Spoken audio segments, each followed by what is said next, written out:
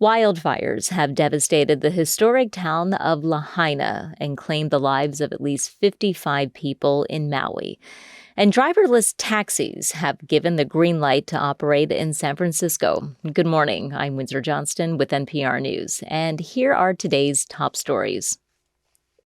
Fast-moving wildfires continue to rage across Maui, leaving widespread destruction in their path. The blazes have decimated the historic town of Lahaina, a popular destination for tourists. Tiffany Kidder-Wynn owns a business there.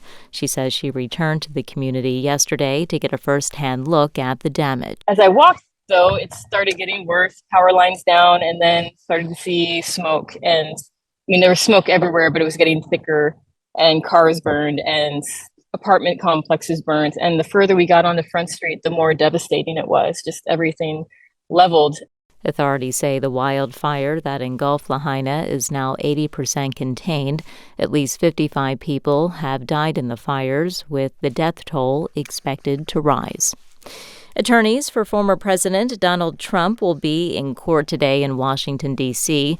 NPR's Kristen Wright reports prosecutors in the 2020 election conspiracy case are asking a judge for a protective order that would seek to prevent Trump from improperly sharing evidence. Special counsel Jack Smith's team is legally required to disclose evidence in the case to former President Trump and his defense team.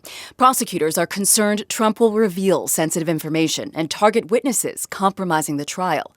Prosecutors requested a protective order last Friday, hours after the former president posted on his Truth Social platform, "If you go after me, I'm coming after you." Trump defends his comments made the day after his arraignment, saying a protective order would violate his free speech. Today, a judge is hearing arguments from both sides. Last week, Trump pleaded not guilty to conspiring to overturn the results of the 2020 election and block the peaceful transition of power. Kristen Wright, NPR News. The Utilities Commission in California has voted to allow driverless car companies act like taxis in San Francisco. But as NPR's Derek Herr reports, they're facing resistance from emergency responders. The San Francisco police and fire departments have been vocal about their opposition to driverless cars. They say the vehicles have impeded first responders' operations, running through yellow emergency tape and blocking firehouse driveways. Here's San Francisco Fire Chief Janine Nicholson. Our folks cannot be paying attention to an autonomous vehicle when we've got ladders to throw. Nicholson has been urging California's transportation regulator to halt the growth of driverless vehicle programs in the city. But in a 3-1 vote, regulators decided to allow the programs to expand. Now, autonomous vehicles run by Cruise and Waymo can pick up passengers and charge a fare, just like a taxi. Derek Herr, NPR News. The 2023 Atlantic hurricane season will likely be more active than first predicted.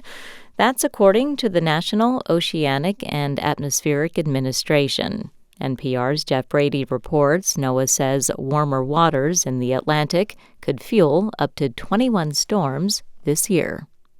At the start of the summer, NOAA predicted a near-normal number of named hurricanes and tropical storms this year in the Atlantic. Now the agency projects an above-normal level of activity.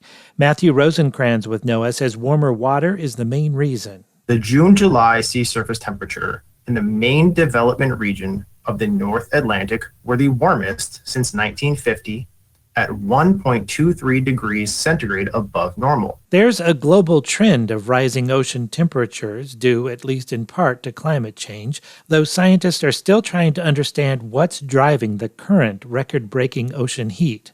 Jeff Brady, NPR News. This is NPR News in Washington.